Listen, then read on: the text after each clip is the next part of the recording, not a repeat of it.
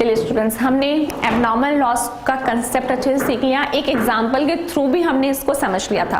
अब हम एक असाइनमेंट का क्वेश्चन लेते हैं और हम अपना कंसेप्ट एबनॉर्मल लॉस से रिलेटेड स्ट्रॉन्ग करते हैं। ठीक है, चलिए असाइनमेंट निकालिए स्टूडेंट्स अपना। क्वेश्चन नंबर 2 रीड आउट करते हैं। फर्स्ट हमने कर लिया था नॉर्मल लॉस से रिलेटेड, वो बेस्ड क्वेश्चन था नॉर्मल लॉस पे। अब हम सेकंड क्वेश्चन कर रहे हैं।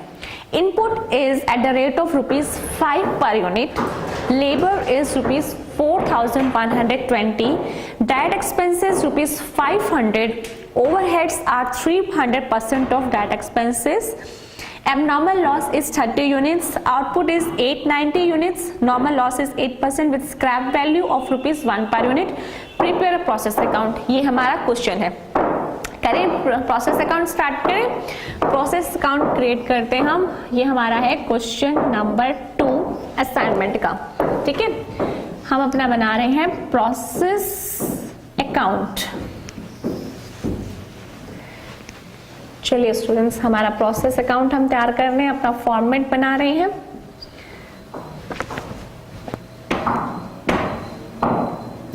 ये हमने डेबिट और क्रेडिट साइड क्रिएट किया। ठीक है, ये हमारे डेबिट साइड का यूनिट कॉलम है, यूनिट्स का। ये हमारे अमाउंट का कॉलम है, रुपीस में सारे फिगर है इसलिए हम रुपीस ले रहे हैं अपने यहाँ पे। क्रेडिट साइड में भी हमने अपनी यूनिट्स और अमाउंट लिख दिए। चलिए, हमारा फॉर्मेट तो हमारा तैयार हो गया। चलिए अब इस पे सारे इंफॉर्मेशन हम लेते हैं। हमारे इनपुट कितने का है? इनपुट हमारा है eight the rate of 5 per unit हमारा है इनपुट का। ठीक है, इनपुट आउटपुट 890 है।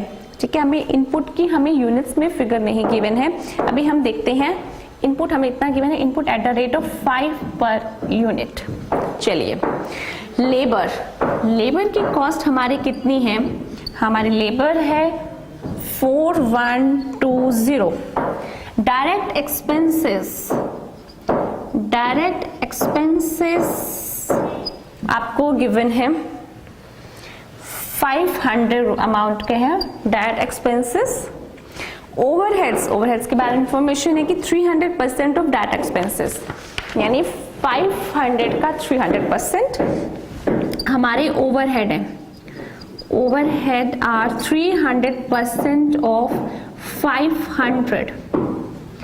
300% ऑफ 500 दैट इज 1500, यानी हमारे ओवरहेड का अमाउंट कितना है? 1500। चलिए, उसके बाद हमें क्या इंफॉर्मेशन गिवन है? Abnormal loss is 30 units. Abnormal loss हमारा है 30 यूनिट्स का। इसको हम किस पे वैल्यू करते हैं? Yes, process cost per unit पे, और इसको लिख देते हैं eight the rate of process cost per unit. अभी हम निकालते हैं अपनी प्रोसेस कॉस्ट। पहले सारे इंफॉर्मेशन हम पुट करेंगे अपनी प्रोसेस अकाउंट में। चलिए, आउटपुट इज 890 यूनिट्स। हमारी आउटपुट कितने अमाउंट की है? 890 यूनिट्स हमारी आउटपुट की। हमारे जो आउटपुट निकल कर आए हैं यूनिट्स में है हमारी 890 यूनिट्स। Normal loss is 8%।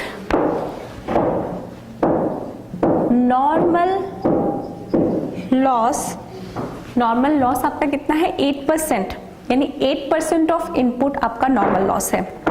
चलिए, अभी हमें उसकी फिगर हम ये निकालते हैं with scrap value of ₹1 per unit. 1 per unit की इसकी स्क्रैप वैल्यू गिवन है।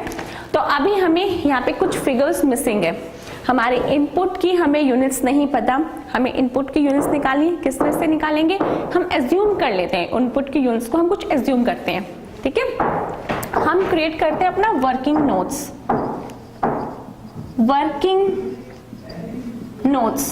ठीक है, let the input units be x। हमारे इनपुट की यूनिट्स को हमने x एज्यूम किया। तो देखिए, हमारा x किसके इक्वल हो जाएगा? हमारे जो यहाँ पर डेबिट साइड में हमने इनपुट्स डाला था, किसके इक्विवेलेंट हो जाएगा? Normal loss plus abnormal loss plus output, यानी जितने यूनिट्स डाले थे या तो वो उसमें नॉर्मल लॉस्ट हो गए, ये एबनॉर्मली लॉस्ट हो गए और बाकी बच्चे हमारे आउटपुट बनकर बाहर निकले। ठीक है, तो इनपुट किस किस के इक्वल हुआ हमारा? Input equal to normal loss. चलिए थोड़ा सा स्पेस थोड़ा ज्यादा लेते हैं, आपको पूरा मैं लिखवा देती हूँ कि इनपुट किसके इक्वल हुआ, यानी x हमारा इक्विवेलेंट होगा, x is equal to normal loss plus abnormal loss plus output. ठीक है स्टूडेंट्स, हमारा x इसी के इक्विवेलेंट होगा। हमारा नॉर्मल लॉस कितना हुआ हमें नहीं पता, लेकिन हमें क्वेश्चन में क्या गिवन है? Yes, normal loss is 8% of inputs, हमें 8% गिवन है। ठीक है स्टूडेंट्स, इसका मतलब 0.08 ऑफ x। ठीक है, हमारा नॉर्मल लॉस ये हुआ, x इक्वल्स के इक्वल है। एबनॉर्मल लॉस की यूनिट्स हमें गिवन है 30 यूनिट्स, ये हमारी एबनॉर्मल लॉस 30 यूनिट्स का ये तो हमें गिवन है। ठीक है, आउटपुट हमारा 890 का है, 890 यूनिट्स। ठीक है स्टूडेंट्स, चलिए अब इस इक्वेशन को आप सॉल्व करेंगे तो आपको अपनी x की वैल्यू मिल जाएगी। x की वैल्यू मतलब इनपुट्स यूनिट। ठीक है, हमने समझ में आया हमारे x किसके इक्विवेलेंट है? आपने जो इनपुट्स डाला था या तो वो नॉर्मल लॉस हुआ होगा, एबनॉर्मल लॉस हुआ होगा, नहीं तो वो बाकी जो बचा आउटपुट आपका बनकर बाहर निकला, यानी x आपके इक्विवेलेंट है normal loss plus abnormal loss plus output. तो यानी normal loss 8%, 0.08x, abnormal loss 30 units का और आउटपुट आपका 890 यूनिट्स का। आप इस इक्वेशन को सॉल्व करेंगे तो यहाँ पर आ गया 0.98x और ये आपका हो जाएगा 920। ठीक है स्टूडेंट्स, चलिए फटाफट से सॉल्व कीजिए और मुझे x की वैल्यू बताइए कि x की वैल्यू आपकी कितनी आई है। फटाफट से आप इसको डिवाइड कीजिए, x की वैल्यू फाइंड आउट कीजिए कि आपकी x की वैल्यू कितनी आई है स्टूडेंट्स।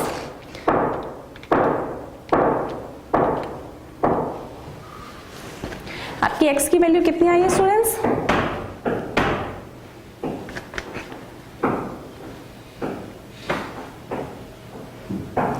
जल्दी से मुझे बताइए आपकी x की यूनिट्स। आपने सॉल्व किया होगा इस इक्वेशन को, आपको सॉल्व करने के बाद आपको अपनी x की यूनिट्स कितनी मिली?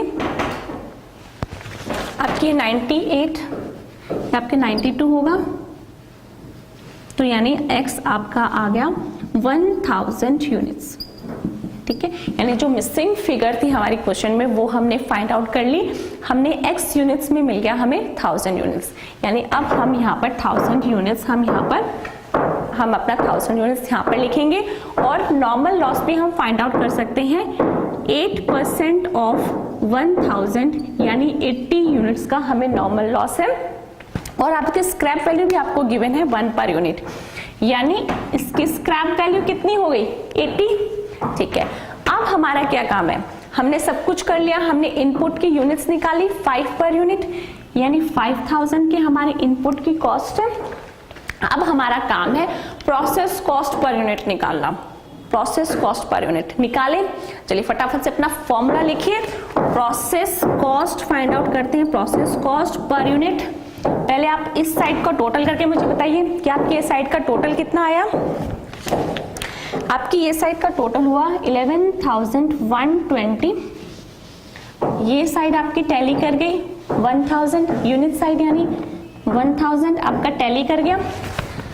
प्रोसेस कॉस्ट पर यूनिट निकालने के लिए आप करेंगे total cost minus scrap value 80 divided by total units यानी 1000 minus normal loss units that is 80। ठीक है, आपका यही फॉर्मूला था प्रोसेस कॉस्ट पर यूनिट का। इसको सॉल्व करेंगे तो आपको process cost per unit achieve हो जाएगा। जल्दी से बताइए मुझे कितना हुआ आपको सॉल्व करके। ये आपका आ जाएगा 11,040 का अमाउंट 920 डिवाइडेड बाय 920, ये आपका आ जाएगा 12, यानी आपकी अब यूनिट्स की कॉस्ट होगी आफ्टर नॉर्मल लॉस कितनी होगी? 12, यानी प्रोसेस कॉस्ट पर यूनिट हमें मिला ₹12 पर यूनिट। ठीक है, अब अब 30 को आपने 12 से मल्टीप्लाई करना है, यानी आपका आ गया 360। ठीक है, eight the rate of process cost per unit लिखना है जो है आपका ₹12। ठीक है स्टूडेंट्स, चलिए अब तो सब कुछ निकल गया। बैलेंसिंग फिगर क्या होगी? यस, आपकी आउटपुट की कॉस्ट ऑफ प्रोडक्शन दिखाएगी आपकी बैलेंसिंग फिगर, ये वाली फिगर। जल्दी से मुझे बताइए बैलेंसिंग फिगर कितनी है? आपकी बैलेंसिंग फिगर आएगी 10,680 और यहाँ पे आपका प्रोसेस अकाउंट तैयार है। ठीक है स्टूडेंट्स, यहाँ पे अब इस क्वेश्चन के थ्रू हमने दो बातें सीखी। पहले तो हमने सीखा कि अगर इनपुट्स की फिगर या कोई भी आपकी फिगर मिसिंग हो तो आप एक इक्वेशन क्रिएट कीजिए। आप हमने यहाँ पे इनपुट्स की इंफॉर्मेशन हमारे पास नहीं थी, इनपुट्स को हमने x एज्यूम किया, अपनी इक्वेशन तैयार करी, हमने x की वैल्यू फाइंड आउट करी। जब हमारे इनपुट्स की वैल्यू आ गई तो हमें नॉर्मल लॉस भी हमने फाइंड आउट करिए, क्योंकि नॉर्मल लॉस इनपुट्स का 8% था, हमने निकाल लिया। नॉर्मल लॉस स्क्रैप वैल्यू पे वैल्यू करते हैं, हमने उसकी स्क्रैप वैल्यू 1 पर यूनिट थी, 80 मल्टीप्लाइड बाय 1 हमारी स्क्रैप वैल्यू आ गई। अब हमें निकालना था एब्नॉर्मल लॉस की वैल्यू। हमें पता है प्रोसेस कॉस्ट पर यूनिट पे वैल्यू करते हैं, हमने process cost per unit find out करी। ठीक है, अब हमने उसको एब्नॉर्मली लॉस यूनिट से मल्टीप्लाई किया तो हमने अपना प्रोसेस कॉस्ट पर यूनिट यानी एब्नॉर्मल लॉस की कॉस्ट भी फाइंड आउट कर ली। बैलेंसिंग फिगर आपकी क्या होगी? यस, आउटपुट की कॉस्ट ऑफ प्रोडक्शन, यानी आपकी आउटपुट की कॉस्ट ऑफ प्रोडक्शन कितनी है? 10,680 और यूनिट्स कितने हैं? 890। क्रॉस चेक कर सकते हैं स्टूडेंट्स, देखिए जो आपकी 12 पर यूनिट है आफ्टर एब्नॉर्मल लॉस आपकी वही यूनिट आएगी। एक बार चेक करके देखिए, 10,680 को आप 890 से डिवाइड करिए, फाइंड आउट कीजिए अपनी कॉस्ट ऑफ प्रोडक्शन कितनी है। हमने क्या 10,680 हमने डिवाइड किया इसको 890 से, वही देखिए हमारी 12 की जो कॉस्ट पर यूनिट हमने पहले निकाली थी, यानी बिफोर एब्नॉर्मल लॉस हमारी जो कॉस्ट थी per unit after abnormal loss वही है। ठीक है स्टूडेंट्स, चलिए हमने एक क्वेश्चन भी कर लिया, हमने इसमें दो और नए कंसेप्ट भी सीख ली, दो नई बातें सीख ली। अब यहाँ पर आपको नॉर्मल लॉस और एब्नॉर्मल लॉस को डील करना अच्छे से आ गया। इससे रिलेटेड कुछ भी क्वेश्चन हो, किस तरह के भी क्वेश्चन हो, आप कर सकते हैं क्योंकि कंसेप्ट हमारे क्लियर हैं।